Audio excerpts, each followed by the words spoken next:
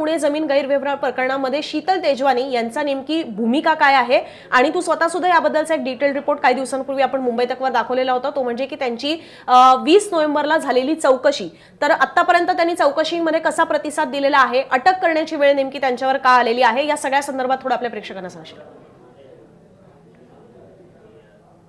म्हणजे या सगळ्या गोष्टी आपण सांगू, पण एक क्रोनॉलॉजी फार इंटरेस्टिंग वाटते सगळ्यातली. ती अशी आहे की उद्या म्हणजे जी महसूलची समिती, खरगे समिती, ऍडिशनल जी सेक्रेटरी आहेत त्यांची, त्या खरगे समितीसमोर त्यांनी याच्या आधी तर वेळ वाढून मागितलेला होता.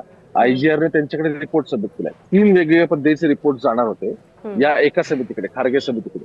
पहिला रिपोर्ट आयजीआरचा म्हणजे जो रजिस्ट्रार जनरल आहे त्याचा रिपोर्ट जाणार होता, तो पुण्यातून गेला. त्यातले डेप्युटी त्यातले जे आहेत रजिस्ट्रार मुठे म्हणून, त्यांच्या थ्रू तो गेला. दुसरा रिपोर्ट कलेक्टरचा जाणार होता, तो कलेक्टरचा रिपोर्ट सबमिट झाला. आणि तिसरा जमावबंदी आयुक्तांचा, म्हणजे कोणतं सुहास दिवसे ज्याने पुण्याचे कलेक्टर होते, असे 3 रिपोर्ट या सगळ्या प्रकरणात सबमिट होणार होते.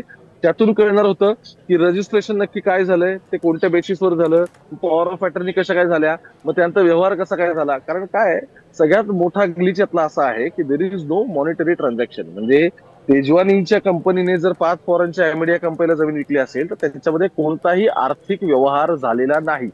फक्त ज्या गोष्टी आहेत त्या सगळ्या कागदोपत्री झाल्यात. आणि त्यामुळे मग नक्की पार्थ पवार आणि तेजवानी यांचं कनेक्शन काय आहे असा पोलिसांना प्रश्न पडला. कारण समजा अनुजा धाकरस आणि ओंकार बाबे यांच्यामध्ये व्यवहार होणार असेल आणि जर पैसेच देवाणघेवाण होणार नसतील, फक्त कागदोपत्री गोष्टी होणार असतील, तर 100% त्यामध्ये संशय घ्यायला वाव येतो.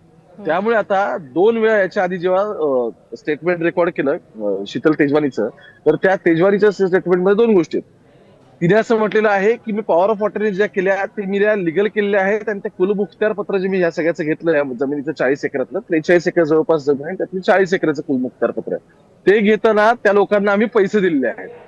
आता त्यावेळी काही लोकांना 5,000, 10,000, 15,000 दिले चालले आहेत. पण त्यातली 1-2 व्यक्ती अशा होत्या की ज्यांच्याकडे अजूनही 2006 सालचे चेक आहेत की 5,000 ते 8,000चे, जे चेक त्यावेळी बाउन्स झाले होते. तर त्या लोकांच्या नावावरती अजून त्यांनी, म्हणजे त्या लोकांनी जमिनीचं कुलमुखत्यार पत्र तर करून दिलं, पण असं असताना सुद्धा त्यांना पैसे मिळालेले नाहीत. आता शीतल तेजवानीने या लोकांची पण फसवणूक केली, असं या सगळ्यामध्ये आणखी एक नंतरच्या काळात गुन्हा दाखल झाला.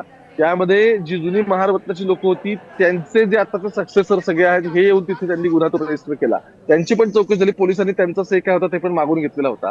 पण मूळ जमीन ही सरकारची, ती त्या वतन खालसा झालेला आहे.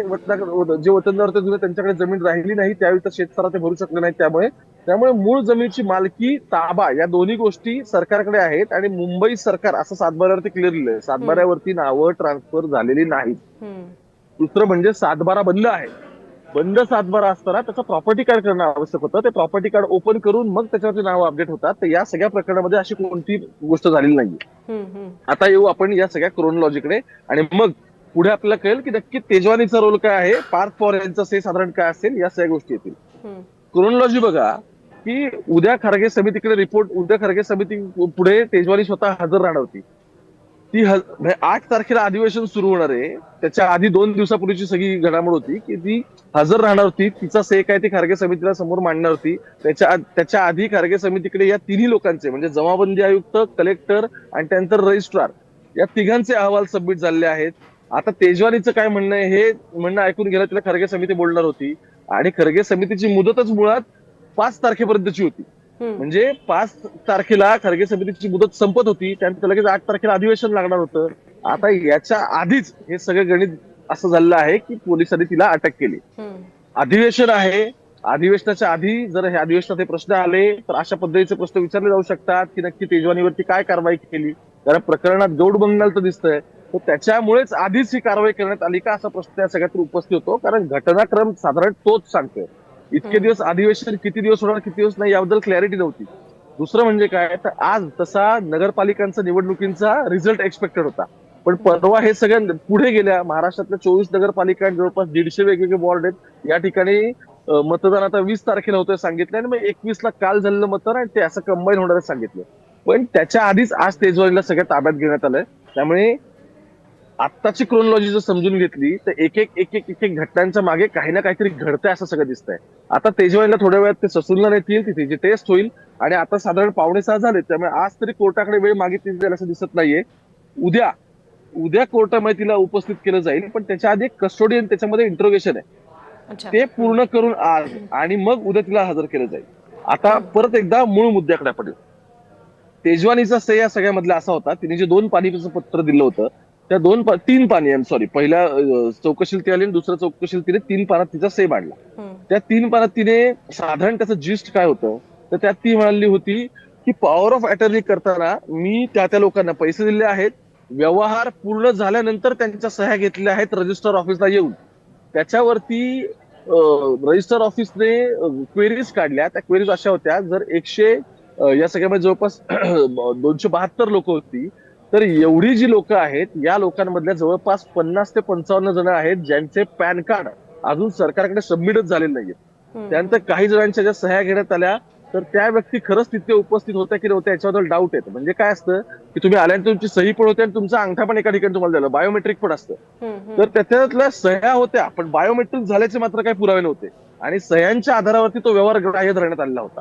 त्यामुळे या रजिस्ट्री करताना ज्या काही महत्वाच्या म्हणजे ज्याला काय आपण असं म्हणू की कायद्याची पायमल्ली करणाऱ्या ज्या घटना होत्या, त्या वेगवेगळ्या गोष्टी याच्यामध्ये घडलेल्या होत्या आणि रजिस्टर ऑफिसने 2 गोष्टी इन्व्हेस्टिगेट करायला सांगितल्या होत्या. बघा, या सगळ्या प्रकरणात 2 ठिकाणी कंप्लेंट दाखल आहे. एक मूळ बावधनची कंप्लेंट आहे, ती रजिस्टरने दाखल केलेली कंप्लेंट आहे. त्यामध्ये तारू ज्यांचं निलंबन झालं, दुय्यम सहाय्यक निबंधक ते, त्यानंतर अमेडिया कंपनीचे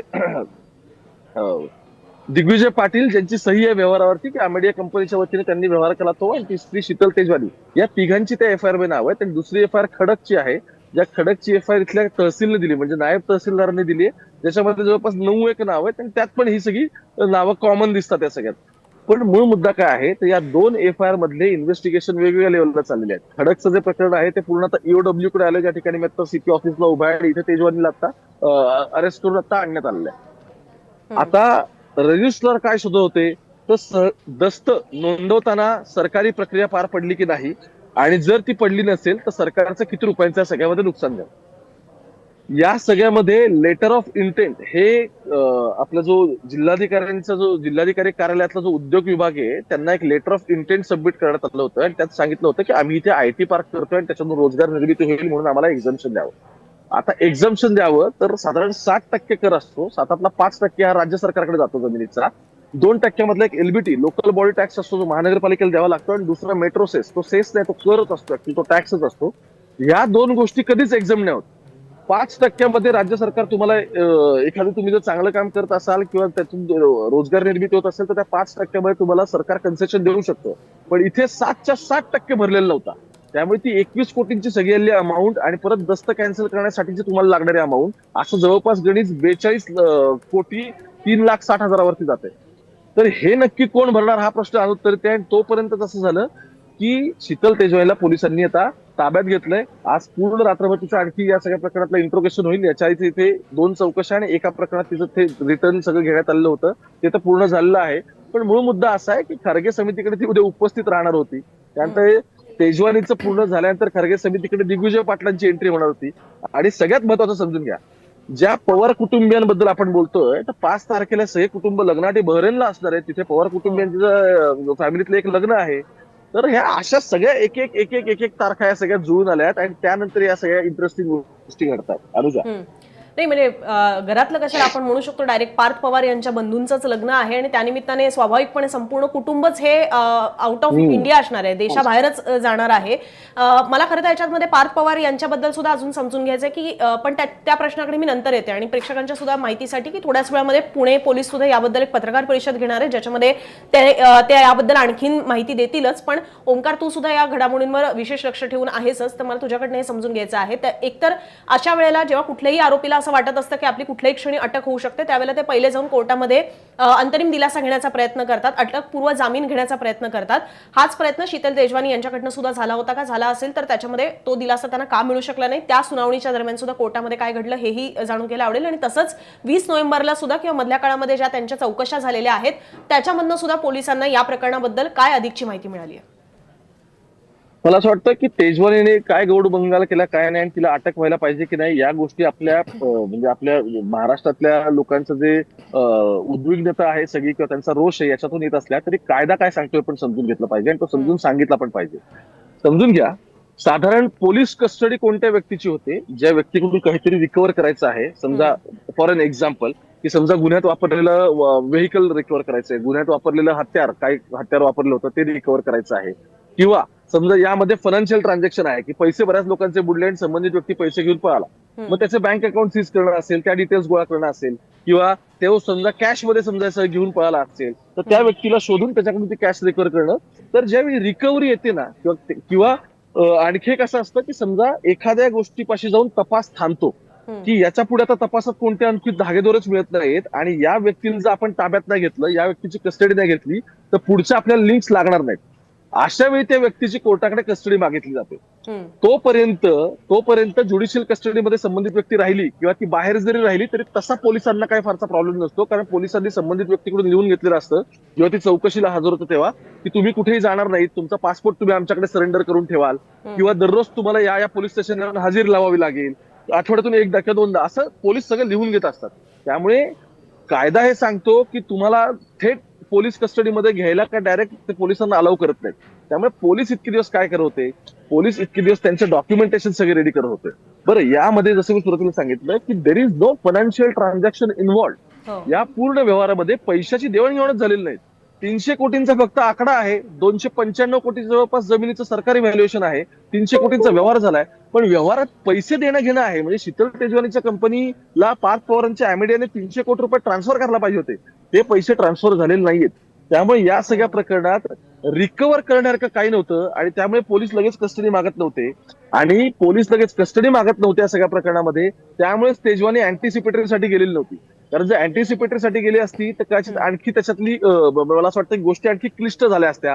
पण पोलिसांना जे आहे ते आम्ही सहकार्य करतोय. त्यानंतर त्यांना जेवढ्या गोष्टी रिकव्हर करायच्या त्यांना मी ऑलरेडी दिल्यात. म्हणजे जमीन पण जागेवरच आहे, ती कुठे गेलेली नाही. तिचा ताबा अॅमेडियाकडे किंवा शीतल तेजवानीकडे तो पण नाही, ताबा तर सरकारकडेच आहे. आणि त्याच्यावरती काही तुम्ही कन्स्ट्रक्शन केलं आहे का, तर ते पण नाही. त्यामुळे याच्यात रिकव्हर करण्यासारखं काही नव्हतं, म्हणून पोलीस सुरुवातीला इतके झजावत नव्हते. पण ज्यावेळी आता म्हणजे जेव्हा आपण केस वॉटर टाईट करत असतो त्यावेळी पोलिसांनी आता अशा काही महत्वाच्या गोष्टी आहेत की ज्या तिन्ही सरकारचे अहवाल सबमिट झाल्यानंतर त्याच्यामध्ये अनियमितता आहेत हे एक तर क्लिअर झालंय पोलिसांना. तिसरं महत्वाचं, हा फौजदारी गुन्हा आहे का, तर तो फौजदारी गुन्हा असायला हवा, पण आत्ताच्या घडीला त्याच्यामध्ये तेजवानीची कस्टडी घेणं कितपत गरजेचं आहे याच्यावरती मात्र पोलीस लिगल ओपिनियन घेत होते, आणि त्यामुळे तो सगळा बफरिंग टाइम गेला. त्यामुळे तेजवानीला थेट अटक तेव्हाही करता आली असती पोलिसांना, पण ती पोलिसांनी केली नाही, कारण त्यात तिचा लगेच जामीन झाला असता, आणि एकदा जामीन झाल्यानंतर परत त्याला अटक नाही करतायत. त्यामुळे वेट अँड वॉचची भूमिका होती. आणि असं मी सांगितलं की पडद्यामागे ज्या पद्धतीने घडामोडी घडतात, ज्या तारखांचा आणि ज्या घटनाक्रमाचा मी सुरुवातीला उल्लेख केला, ते त्या अदृश्य शक्ती पण या सगळ्या मागे काम करत असतात. त्यामुळे या एकीकडे कायदा आणि दुसरीकडे हे सगळं पॅरलल चालणारे गणित, अशा सगळ्या गोष्टी याच्यामध्ये येत होत्या. त्यामुळे तेजवानीला आता जेव्हा पोलीस अटक करतायत त्यावेळी पोलिसांना कोर्टासमोर हे डॉक्युमेंट ठेवावे लागतील की इथपर्यंत आतापर्यंत तपास झालेला आहे, त्यांनी किती सहकार्य केलं किती नाही हे त्यांना दाखवलं आहे. त्यात उद्या समजा तिला कोर्टात गेल्यानंतर पोलीस हे म्हटले की आम्ही हिच्याकडे हे डॉक्युमेंट मागितले होते, हे दिलेले नाही, त्यांच्या कुठे ते सांगत पण नाही आणि तपासात सहकार्य नाही करतात, तर तो एक महत्वाचा पॉईंट असेल की ती कस्टडी एक्सटेंड होण्यासाठीचा. तोपर्यंत पोलीस कस्टडी तिला घ्यायला कोर्ट सुद्धा नकार देतं. अशा म्हणजे पोलिसांनी तिला अरेस्ट करणं आणि कोर्टात उभं करणं आणि त्यातून तिचा परत जामीन होणं, या ज्या गोष्टी झाल्या असतात त्याच्यामध्ये पोलिसांची नाचक्की झाली असती. त्यामुळे गृह खातं सुद्धा सांभाळून एक एक पाऊल पुढे टाकत होतं, कारण ज्यावेळी गृह खात्याला माहिती आहे की त्यात कोणतं ट्रान्झॅक्शन इन्व्हॉल्व नाहीये, फसवणूक जरी झाली असेल तरी सुद्धा ताबा घेतलेला नाहीये, कन्स्ट्रक्शन झालेलं नाहीये, अशा सगळ्या टेक्निकल ग्लिचेस होते, आणि त्या टेक्निकल ग्लिचेस सॉर्ट करत करत पोलीस इथपर्यंत पोहोचलेत. आणि शेवटी जसं मी म्हटलं की अधिवेशनाच्या तारखा जाहीर व्हायला आणि शीतल तेजवानीला सुद्धा अटक व्हायला, तर आपण याला योगायोगच म्हणू होता.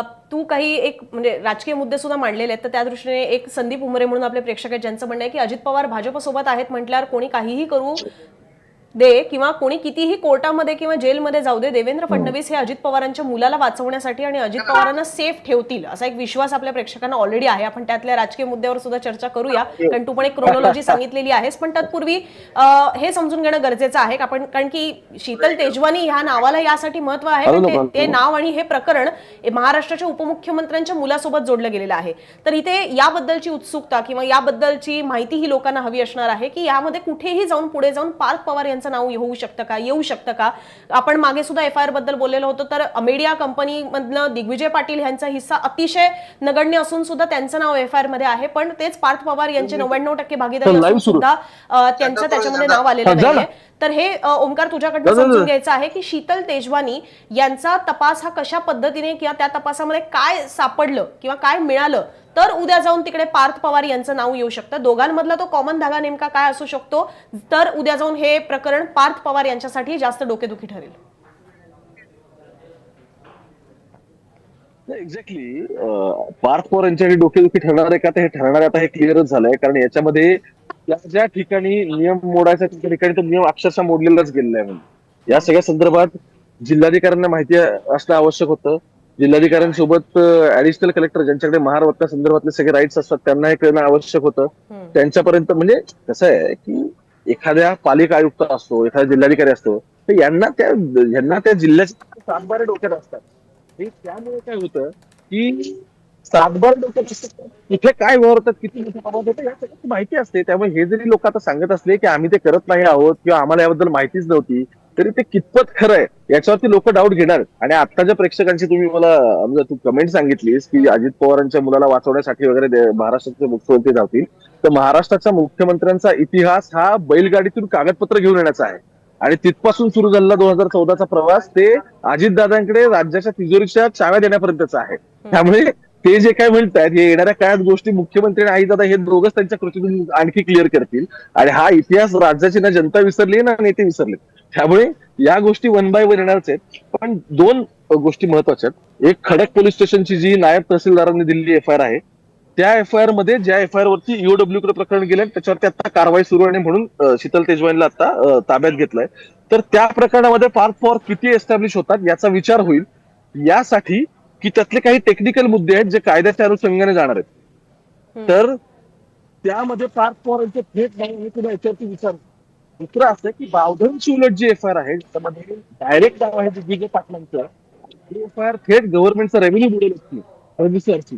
तर त्याच्यामध्ये दिग्विजय पाटील उलट यांचा थेट रोल आहे असं दिसतं की त्यांनी सह्या केल्या. बाकी पार्टनर किती याच्यामध्ये इन्व्हॉल्व आहे हे फक्त त्यांचे 99% शेअर त्याच्यावर नाही कळत. तर पार्टनर किती इन्व्हॉल्व आहे, त्यांची ऑन पेपर काय एव्हिडन्स सह्या केल्याचे त्याच्यावरून ते कळेल. कारण पार्थ पवार यांना कोणत्यासाठी बोलत येईल त्या 100% बोलत येईल. त्याच्या कंपनी पार्टनर ऑन पेपर हे दिसतं, पण 99% स्टेक होल्डर हे दिसतं. पण चौकशीला करणं आणि कारवाई होणं या दोन्ही पूर्ण वेगळ्या गोष्टी. अजून तरी पार्थ पवार कुठेही ऑन पेपर सापडत नाहीत. पार्थ पवार फक्त यातच दिसतात की ते त्या कंपनीमध्ये पार्टनर आहेत. त्यामुळे त्यांना व्यवहाराबद्दल जरी माहिती असली तरी त्यांच्या वतीने दुसऱ्या पार्टनरने केलेला व्यवहार आहे. बरं, ती LLP आहे कंपनी, ती पार्टनरशिप LLP कंपनी. तर ती कंपनी स्थापन होतानाच असं असेल की शेअर होल्डिंग जरी किती असलं तरी दोघांना राईट्स जे आहेत दोघांचे, की दोघांनी कंपनीच्या वतीने ट्रान्झॅक्शन करण्याचे, कंपनीच्या वतीने कोणते व्यवहार करण्याचे, डील साईन करण्याचे, तर हे राईट्स इक्वल ठेवण्यात आलेले असतील त्या दोघांच्याही डॉक्युमेंटमध्ये. त्यामुळे पार्थ पवारांना चौकशीसाठी बोलू शकतात का, तर बोलू शकतात. पण पार्थ पवारांना अटक होऊ शकते का, तर या प्रश्नाचं उत्तर आता तरी नाही असं आहे. येणाऱ्या काळात काय होईल, पोलीस कसा तपास करतायत, एस्टॅब्लिश काय होईल गोष्टी त्यातून पुढे दिसेल. कारण काय बघा, 3 लोकांवरती आता टांगती तलवार आहे. त्यातल्या शीतल तेजवानी ताब्यातच घेतलं, दुसरे आहेत तारू ज्यांना सस्पेंड करण्यात आलं, आणि तिसरी व्यक्ती दिग्विजय पाटील.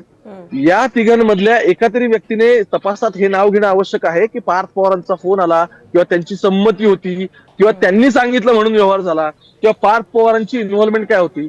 तर ह्या ज्या व्यक्ती ज्यांच्यावरती आता अटकेची टांगती तलवार आहे त्यातले एकाचं सस्पेन्शन झालंय, दिग्विजय पाटील तर इथे नाहीच आहेत, कदाचित ते बहरीनला असू शकतात, त्यांचं फॅमिलीतलं लग्न आहे त्यामुळे, आणि शीतलला आता ताब्यात घेतलंय.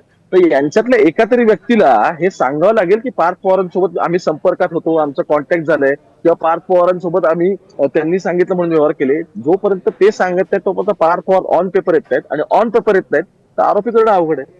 नाही, पण याच्यामध्ये म्हणजे नाव घ्यायला फक्त पार्थ पवारांचंच घ्यायला हवं असं काही नाहीये. खरं तर नवल यामध्ये याही गोष्टीचं वाटत होतं की पुण्याचे पालकमंत्री असून सुद्धा आणि स्वतःच्याच घरातलं हे प्रकरण असून सुद्धा अजित पवारांना सुद्धा याची कल्पना नव्हती. म्हणजे दोन्ही बाजूनी खरं तर याची कल्पना अजित पवारांना माझ्या कानावर आलं होतं, कानावर आलं होतं 2-3 महिन्यांपूर्वी, आणि ते सुद्धा कानावर आलं आणि ते तसंच गेलं. तर हा पण महत्वाचा मुद्दा आहे ना, की तुम्ही शेवटी जाऊ दे, मुलाचं प्रकरण आलं, कानावर आलं आणि तुम्ही ते सोडून दिलं, पण शेवटी पुण्याचे पालकमंत्री असताना आणि महार वतनाची ही जमीन असताना सुद्धा ते कानावर आली आणि सोडून दिली असं तर होऊ शकत नाही.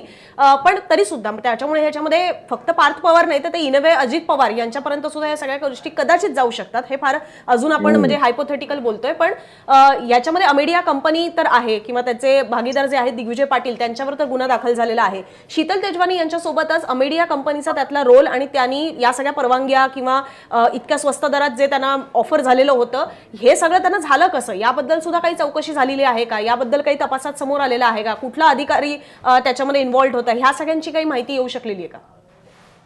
हे जे 3 अहवालांचा मी उल्लेख करतो ना, एक जमाबंदी आयुक्तांचा अहवाल, दुसरा त्यानंतर कलेक्टरचा आणि तिसरा आयजीआरने दिलेला अहवाल, हे 3 अहवाल याच्यासाठी महत्वाचे आहेत की त्या अहवालांमधून इरेग्युलेटरीज काय आहेत, कायदा कुठे पायदे तोडण्यात आलाय, या गोष्टी क्लिअर होतात. मग ज्या ज्या ठिकाणी तो तुडवण्यात आलाय त्या त्या ठिकाणीचा जो अधिकारी त्याला रिस्पॉन्सिबल आहे त्या अधिकाऱ्यावर कारवाई होणं अपेक्षित आहे.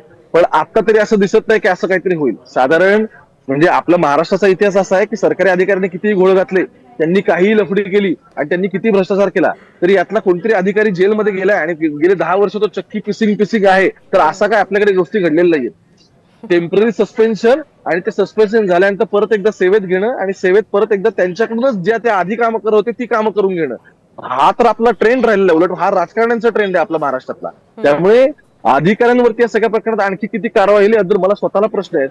कारण तसं असेल तर मग जे अहवाल बनवतात ज्यांच्या अंतर्गत समिती आहेत तेही त्याला तेवढेच जबाबदार धरले पाहिजेत. कारण त्यांच्या अंतर्गत त्यांच्या डिपार्टमेंटमध्ये खालच्या सहाय्यक निबंधकांनी जर एवढा मोठा व्यवहार केला असेल तर या अधिकाऱ्याला पण त्याची कल्पना नसावी का? ते तसं नाहीये. त्यामुळे अधिकाऱ्यांवरती किती कारवाई होईल याबद्दल मला फार शंका वाटतात आणि ते पण आपला इतिहास साधारण बघता, कारण अधिकाऱ्यांनी काही केलं आपल्याकडे आजकाल चालून जातं. टेम्पररी त्यांचं सस्पेन्शन होतं, नंतर हीच मंडळी येऊन सेवेमध्ये बसतात परत एकदा. त्यामुळे अधिकाऱ्यांवरती किती कारवाई होईल याच्यावरती प्रश्नचिन्ह असलं तरी सुद्धा या सगळ्याचं आपण सोडू की या सगळ्याची राजकीय किंमत अजित पवारांना किती मोजावी लागते ते पण सत्तेत सोबत असताना हे बघणं जास्त महत्वाचं आहे. आणि ज्यावेळी म्हणजे आजचेच ट्विट आहेत की तपोवनाच्या प्रकरणामध्ये देवेंद्र फडणवीस महाराष्ट्राचा मुख्यमंत्री आणि उपमुख्यमंत्री अजित पवार या दोघांचा स्टँड पूर्ण वेगळा आहे. आणि हे दोघंही ट्विट करतात आणि ऑफिशियली स्वतःचे स्टँड मांडतात की एक्झॅक्टली काय काय नाही. देवेंद्रजी म्हणजे या सगळ्यामध्ये मुख्यमंत्री असं म्हणतायत की तिथे साधूंना मग तुम्ही जागा कुठे बघणार झाडं नाही तोडली तर, आणि हे असं म्हणतात की झाडं उलट तोडली नाही पाहिजे. सयाजी शिंदे म्हणतात ते खरंय. त्यामुळे मुद्दा परत इथेच येऊन थांबतो की उद्या या सगळा व्यवहार जो काही चुकीनं झालाय त्याच्यामध्ये ते बुडलेला सगळा कर सरकारचा भरतील, मुद्रांक सरकारचं त्याच्यामध्ये भरून जाईल, उद्या कदाचित महाराष्ट्राची जनता हे विसरून पण जाईल. पण अजित पवारांना सत्तेत असताना या सगळ्याची किती राजकीय किंमत मोजावी लागते तो मुद्दा मात्र काय अधोरेखित केला जाईल. कारण जसं मगाशी सांगितलं की देवेंद्रजींचा पण इतिहास हा आहे की बैलगाडी भरून डॉक्युमेंट घेऊन येणं आणि त्यानंतर तिजोरीची चावी दादांच्या हातात देणं. त्यामुळे आता 2029 पर्यंत या सगळ्याचे काय रिपरकशन्स ते आपल्याला दिसतीलच का? नाही, पण एक अजित पवारांचा उल्लेख निघाला म्हणून शेवटाला हे सुद्धा समजून घ्यायचंय. महिन्याभरामध्ये एक पालकमंत्री या नात्याने तर पुण्याला फेऱ्या झाल्या असतील, तर अजित पवार कसे वाटले, म्हणजे किती वेळा बैठका घेत होते, बैठकांमध्ये काय सूर असायचे, काही वेगळे बोलायचे, ऑफ रेकॉर्ड काही बोललेले आहेत, काही माहिती मिळू शकलेली आहे हे सगळं प्रकरण तापल्यानंतर, खास करून अधिकाऱ्यांसोबत अजित पवारांचं तिथे कसं वर्तन राहिलंय? हे सगळं प्रकरण मला असं वाटतं की 5 तारखेला ही सगळी बातमी निघाली. 6 तारखेला 7 तारखेला 6 तारखेला अजित पवार पहिल्यांदा याच्यावरती रिॲक्ट झाले माझ्या माहितीनुसार. आणि त्यानंतरचे पुढचे 3 दिवस अजित पवारांनी त्यांचे सगळे ठरलेले कार्यक्रम हे जवळपास रद्द केले होते. त्यावेळी प्रचार एकदम ऐन जोमात आलेला होता, कारण या निवडणुका होत्या, त्यामुळे दादांचे तशा पद्धतीने दौरे लागणार होते. त्यांनी नंतरच्या काळातले दौरे तर मात्र सगळं पूर्ण केले, त्याबद्दल नाही. पण जे 3 दिवस होते ना, ते 3 दिवस अजित पवार कुठे होते याचं उत्तर कुणीच देऊ शकलं नाही. म्हणजे ते मुंबईत होते, ते पुण्यामध्ये त्यांच्या घरी होते, की ते बऱ्याचदा अजित पवार त्यांच्या दौंडच्या साखर कारखान्याच्या गेस्ट हाऊस वरती वगैरे असतात अशा वेळी. तर ते कुठे होते याचं उत्तर मात्र कोणी देऊ शकलं नाही. आणि 3 दिवस अजित पवार त्याच्या पुढचे हे कोणत्याही त्यांच्या नियोजित बैठका किंवा काय या सगळ्या गोष्टी त्यांनी पूर्णतः चालू नाही ठेवल्या. ते डिस्टर्ब होते हे त्यांच्या वागण्यातून लगेच दिसत होतं. आणि त्याहून पुढे काय, तर या सगळ्यावरती ज्यांनी हे सगळं केलं पार्थ पवार, ते तर कोणाशीच बोलायला या सगळ्यामध्ये तयार नव्हते. त्यांच्याशी फोन लावला, त्यांना प्रयत्न केला बोलायचा, तर पार्थ पवार मीडियासमोर या सगळ्या प्रकरणात कधीच आले नाहीत. दिग्विजय पाटील तर त्यानंतर नव्हते. पण मी तेच म्हटलं की शेवटी मुलाने केलं काय प्रकरण किंवा आणखी कुठल्या पुतण्याने केलं काय, मुद्दा आहे की त्याची राजकीय किंमत तुम्हाला जर पॉलिटिशियन म्हणून चुकवावी लागणार आहे, ती किंमत तुम्ही सत्तेत असताना चुकवण्याची तयारी ठेवणार आहात का, की आणखी त्याच्या व्यतिरिक्त काय होणार आहे हे बघणं जास्त महत्वाचं असेल.